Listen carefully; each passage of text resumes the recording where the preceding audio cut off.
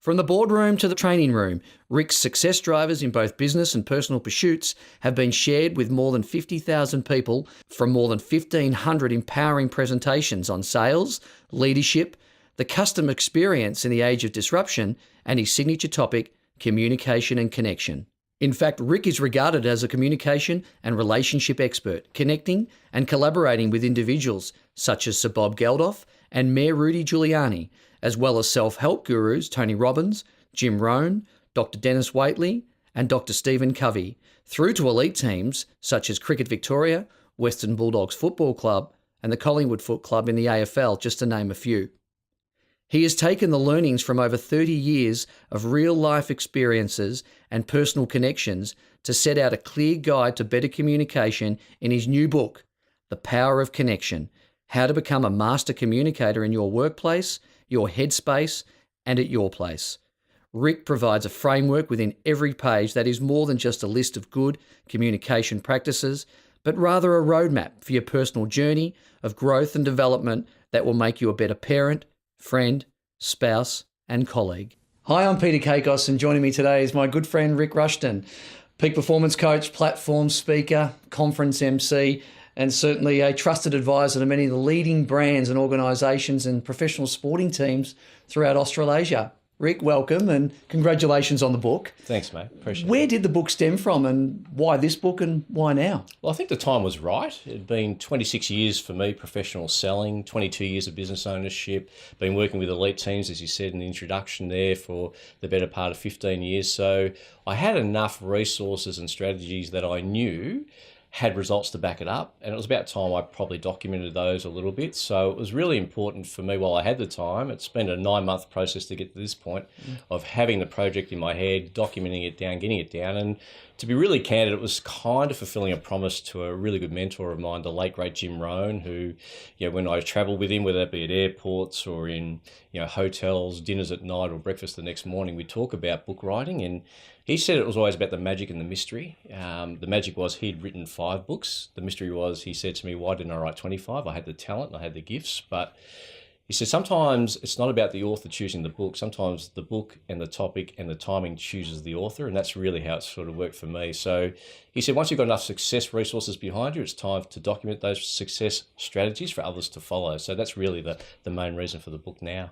Fantastic. The book's title, The Power of Connection.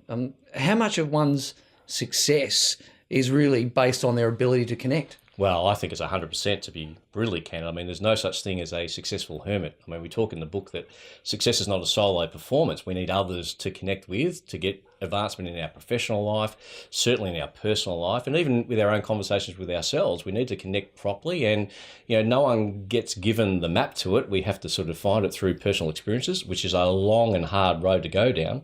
Or if you can take some clever shortcuts, get around some great strategies to help you connect with yourself first and then with others secondary, and then obviously bringing into other people in your connection groups, you can really fast track your success, whatever success looks like to you and what you're searching for in your own life. Yeah. So in the book, you define success in a very succinct way. Can you expand on that for us? Yeah, sure. I mean, I think there's so many versions of what is success. And for me, success is simple. It's when what you do on a daily basis meets your highest value, whatever that is. So there'll be people that are involved in reading this book that want to get some professional advancement that's going to help them economically perform better. If that's what they value, if money's what they value, this book will give them some strategies to do that, no question about that. Other people just want to have magic with their kids. And in this digital age where kids know how to text better than they know how to communicate with their parents, what this book's going to give you is the strategies to help you connect with your kids if you want to have magic with them. Whatever we define success, it's going to be personal to each person, either connecting with the book or indeed just thinking about getting it. So what the book's designed to do is to give them success in all those realms. The professional realm, economically, do better. The personal realm, how to connect with their family, friends, loved ones, significant others, if that's what their relationship train looks like. And more importantly, themselves, because, it all starts, stops and ends, I think, with our ability to have good connection with ourselves internally, with our thinking and our own self-talk. Yeah, I love it. And it leads to the book's subtitle, Power of Connection: How to Become a Master Communicator in Your Workplace, Your Headspace, and Your Place. And that really captures the 3 arenas of life, what you were just talking about. I mean, the work and, the family, your significant others, and importantly you. What key area do you think that most people have the most difficulty in communicating? Well, I think it's all those three areas, if the truth be known. I think we have challenges every day in the work front. We certainly will have challenges every day on the personal front. And from time to time, we're going to have some challenges inside our own headspace. So one of the key reasons for wanting to write the book with this duplicit manner, in terms of not just having a professional application, but a personal application, is to show that the strategies and the systems that we show will have success in all of those arenas. But the number one challenge, I think, starts, stops and ends with their own connection, our ability to control our thinking. And, for many a year, I used to think that it was events that controlled how I felt. It was the economy that determined how well I was going to go, or it was my upbringing that was going to determine how I was going to go in the game of life, or the fact that I come from a broken home meant that I might sort of fall down that same, challenge. But ultimately, I realised very quickly that we get the chance to program our own thinking. How we think determines how we feel. Yep. How we feel determines how we act. How we act determines what we focus on a day-to-day basis. And if we can repeat that in a, not so much a positive way, and certainly not in a negative way, it's not about positive thinking, it's not about negative thinking, it's just about clear thinking. If we can get really clear with our thinking about what the opportunities are today, what the abundance opportunities are for me today, who can I meet today, who can I help today, what relationship can I generate today? If I go into work, if I go in to get a paycheck, that's all I'll get. If I go in to give the best of me, whatever that looks like, I'll get far more from that connection than I could have any other way. Same on the home front. If I just go home to, sort of just communicate with my wife, I'll get maybe a dinner and a hug. But if I go home and connect in a real deep way, I'm going to get everything I can out of that relationship. And so the whole thing with the book is there's going to be challenges in your personal life, your private life, and your professional life. We just want to give solutions to help you get out of those challenges and find the way to abundance, which is really what the book's about. Yeah. You give some wonderful insights and some real deep meaning around that in the book, and you go into some great depth in the early years, with growing up and the relationship with Gay, your wife. Yeah. I thought it was incredible, the insights that were given there. How hard was it to write about something like that? It wasn't really too hard because it's kind of now something that we look back on fondly. At the time, it was realistically a relationship that started off with attraction. We were teenagers, childhood sweethearts, if you want to call it that.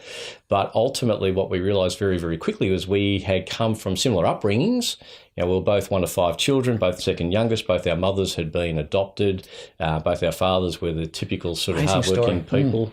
And the connection that we would have had ideally, if you looked at our 2 family setups, would have been identical. And you think we'd be just so naturally compared to each other. But we were so different in so many different ways, in the sense that, in her family, the way that they resolved conflicts was totally different to how our family resolved conflicts. So what we realised was, and we talk about it really, it's pretty confronting in some respects, but it's very easy for me to talk about it now because we lead off the book with that particular story about how 2 people who seem to be in love, seem to have so much in common, can be so different with how they connect with others and what their communication rules are. And so once we established that really set us up for now, since 1983 to present day. I couldn't be in a happier space with my wife, and I'd like to think that she's my biggest raving fan. And so it's about that ability to identify those things. That's why we want to start off with that chapter. Whilst it looks on the face value, as you said, Peter, that it looks like it's a tough thing to share, it's probably the most vital thing to share, because again, I'm a big believer that there's no successful hermits. We all need other people to connect,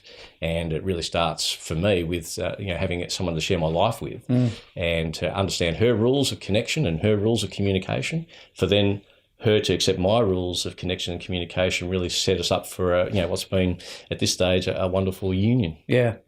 I think everyone has a story, and everyone likes to relate that to why they are where they are in life. It would have been very easy for you to go a completely different path. Yeah, I think you can I think you're either a product of your environment or you're a student of it. And so I was really lucky to see in my own family setup, with my immediate parents sort of splitting up at a stage in our lives where it was very hurtful to our family, but it gave me a roadmap of what not to follow, and I could learn from it. So many other people fall into the category of, I just replicate what I saw. I'm a product of my environment. I realised I was a student of it if I chose to go down that road. And so I was very, very fortunate to see those examples and learn from them. And as I say, now the better part of 3 decades on, and I can document them into a manuscript that I think is going to have some real currency for people that want to enhance their personal relationships with others significantly, their loving relationships, their family unit, if you will. Yeah, you've well and truly done that in a wonderful way. You often share with me, and in the book you talk about as well,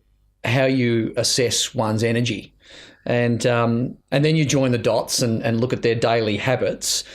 Looking at all these things, how does all this affect communication? Yeah, well, I think there's verbal, non-verbal, there's things we know, there's things we don't know. But, I think if you travel a lot like I do and you go through a lot of airports, you can see what's going on in a conversation without actually hearing the words. If you're at a dinner, you can see the couple that are falling in love and you can see the couple that are falling out of love. I think we've all seen that. So we can pick up the cues if we know what to go looking for. And it's all about tuning in before you broadcast. And so one of the big connection things for me is to know that you and I connect because we have similar values. We love it. We love energy. We love having a good time. And so we join the dots to the fact that how we think determines how we feel. So our energy's got to be up.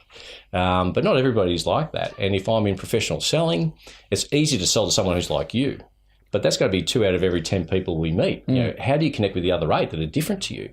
You might be a very gregarious out there, high energy person. They might be very low energy, but very high detail, very process driven. So the book shares with you the ways that you can tune into that and then help you to broadcast on that frequency. I mean, there's so many different things that drive people's ability to connect with others. If we're all the same, there'd be one TV station, there'd be one radio station, we'd all like the same music, we'd all like the same movie. But there's so many wide varieties of things that we can tune into because there's so many different receivers, and that's really what the book talks about in a greater detail. Yeah, great distinctions. And I guess moving into today's modern world, what do you think are the modern communication challenges that we face? Oh, there's no doubt there's challenges. I mean, I think because we're so high tech nowadays, it's very hard to stay high touch. And so, there's households where kids are texting to their parents what time's dinner, and they're in the next room, instead of actually getting up and having that conversation. So I'm very much a belly-to-belly, head-to-head person. I think the technological challenges that have kept us sort of seemingly connected 24/7 have actually made us more disengaged with that interpersonal stuff. So what the book's about is using technology to get you an opportunity to connect with somebody, but ultimately showing you the way to speed through that early rapport stage and get to a connection stage that says, I'm not here to hurt you, I'm here to help. You're here to hopefully help me too, and let's see what we can bring to this relationship, not let's see what we can take from the relationship. Let's see what we can bring to it, and therefore have a lasting relationship that's very much win-win. Yeah. I think the book's extremely well written, and you're a close friend of mine, and I did feel like you were on my shoulder just whispering these words into my ear, and it was one that you wrote it in a way where people could read it in one sitting. And the way it's written is an easy read in a succinct way. And I think you've really packed the book with action plans, roadmaps, and brilliant summaries as well. It must have been fun writing the book. Yeah. And it must have been, 3 decades of work's really gone into this. Sure. 7 action-packed chapters, full of information and some great learnings. And as I said, great summaries as well and roadmaps, which I think is important with any book. What was your favourite part? What did you enjoy writing the most? Yeah, it's sort of, we talked about sort of all of the things that went into the book, but the one that sort of has the biggest impact for me was chapter 3. It's sort of a bit of a sliding doors sort of moment in my life, which I think we all have a day that changes our life for the better, and whether that be connecting with someone or having someone connect with us. But I talk at detail about 2 interactions I had with 2 connections that just shifted my thinking and really gave me a totally different focus on life, and so therefore had the biggest impact on, if I could think back to any situation that changed my life for the better, that was certainly one of those days. And without going into too much detail now, you have to get the book, but ultimately it was a real sliding doors moment. But it was the first time, Peter, that someone saw more for me that I could see for myself. Yep. It's the first time that someone communicated to me that I probably had more talent than what I was actually displaying. And I was very narrow with my focus, and I was only going to connect with people who were like-minded with me. I was a very competitive person at school. I was very much a connector of competition at school, where these particular two experiences, not too far apart in the same year, it really changed my life and shifted my thinking around the ability to actually get into connection with everybody, not just those that you like, but even those that you didn't like to a degree, to try and understand them and to build the bridge to get into their reality, whatever that reality looked like. And that was an amazing gift that I was given. And the roadmap there is something I still use to this day, and it's something that I think has the greatest currency. So I think of all the 7 chapters, chapter 3 was definitely my favourite, because it's the one I can pinpoint and say it shaped who I am today in many, many ways, and ultimately it sort of has the greatest currency in the professional application, certainly, definitely in the personal application, but more importantly in my own private headspace, and that's what we hope readers will get from this particular book by reading that chapter. Yeah, I'm sure there's going to be well and truly a lot in the book that's going to relate to a lot of people. And as I said, there's so much in it from those 3 arenas as well. The people looking for overcoming those communication challenges on the work front, the home front, and internally as well. And as I said, I think you put it together so brilliantly well. You've really just, through the years, you've really been a student of this, and to be able to share it, so much of the knowledge, and to put it together in such a powerful way. So a lot of people are time poor, and I guess one of the many benefits of this book is that you can read it in one night, one flight, or in one sitting. The Power of Connection, How to Become a Master Communicator in Your Workplace, Your Headspace, and at Your Place, is a must read. Rik, thanks so much. Thank you, Peter. Appreciate it.